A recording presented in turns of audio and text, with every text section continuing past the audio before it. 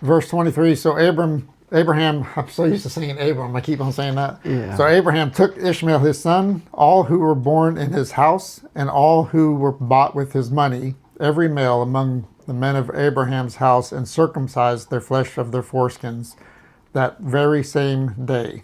And God had said to him, as God had said to him.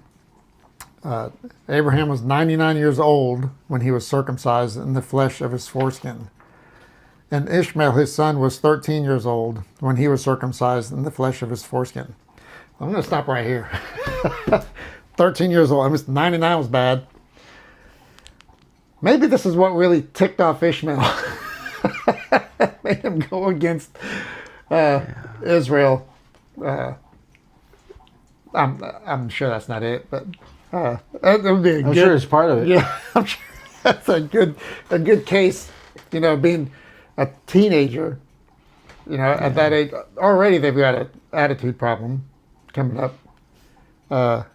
and now he's being forced, so to speak, to get circumcised. There's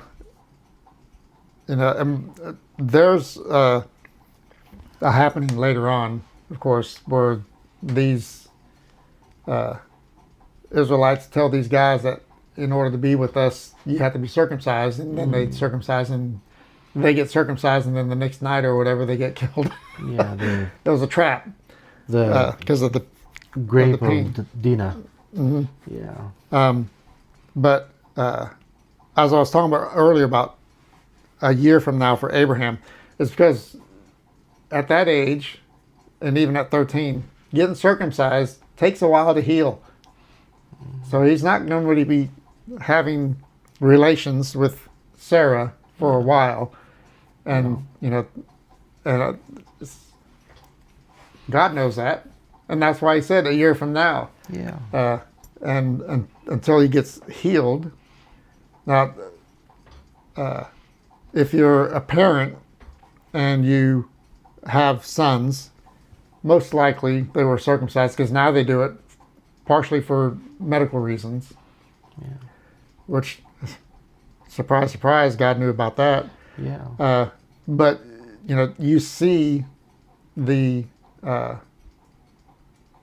scabs that form on that skin, and that it takes a while for it to heal, and until it's completely healed. So there again, God knew Abraham was not going to be able to have any relationship with his wife until after, because and apparently it was after the covenant was completed. Yeah. He had to be circumcised before having Isaac, so that the covenant was induced into that, where his son was not conceived until after the covenant was completed. Yeah. Yeah. And it's the inheritor of the covenant had to be born under the covenant.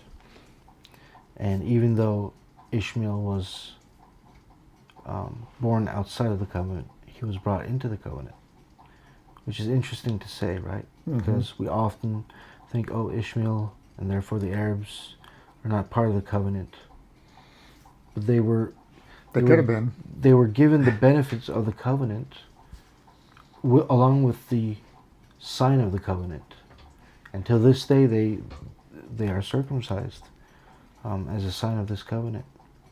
Another interesting thing is, there are certain things in the Bible, in practice, that Jews base on little things here and there, hidden in the text of the Bible, that we just overlook. But one of the things is, we've all heard about, good Lord. Don't you love it? Getting old is so fun. And yes, I know, I'm only 43, so I'm not that old, but I don't know. Somebody needs to tell my brain that. The bar mitzvah. We've all heard about bar mitzvahs. We see them in movies and stuff, but it literally means son of the commandments. So it's the age at when you become responsible for following the commandments on your own. And what age is that for boys? 13.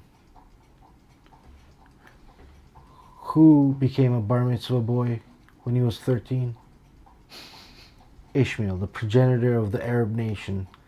And he becomes the role model for all of Israel through this. So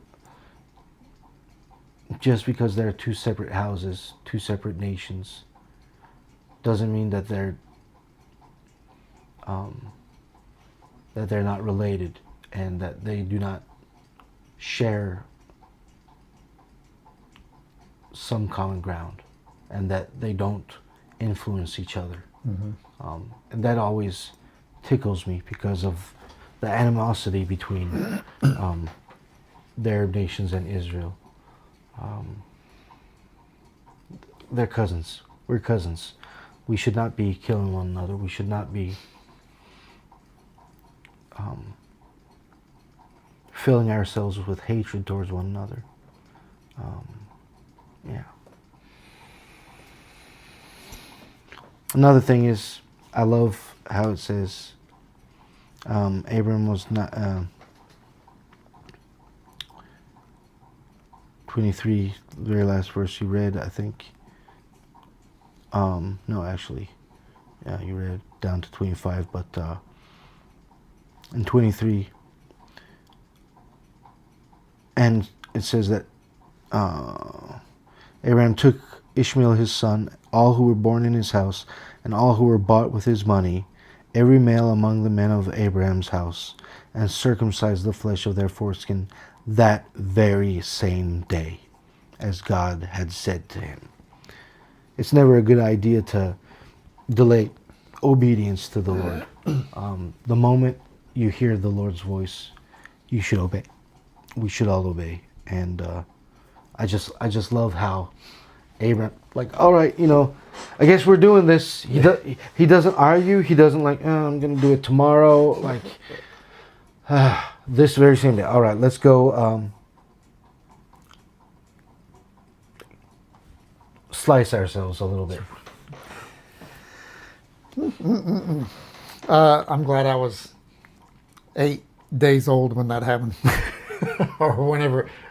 I don't remember it. But at 13 years old, I think I would remember it. Yeah. For a very, very long time.